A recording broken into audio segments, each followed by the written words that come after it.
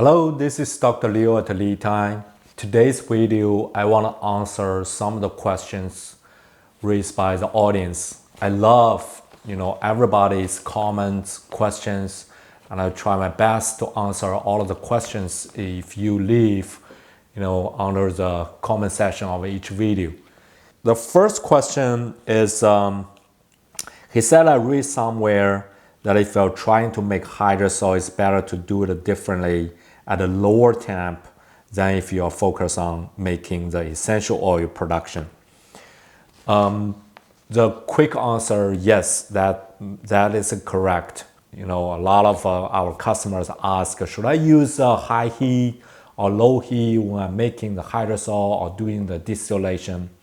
So low heat is always better because, like this, when we are doing the distillation, the herb gotta be extracted due to the high temperature brought up by the steam. And that steam go through the herb and then carry the extract, carry the essential oil, essential compounds out of the herb.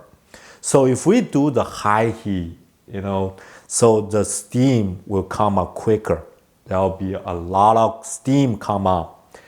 But the essential compounds within the herb, they come up at a fairly stable speed.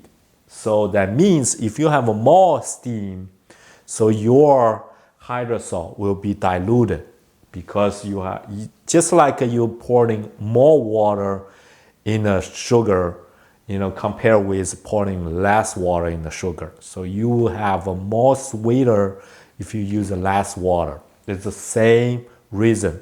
So that's why we also recommend try the low heat. But of course, you want to keep it boiling because that's how you get the steam. So if you get a steam, then the low heat will be the best.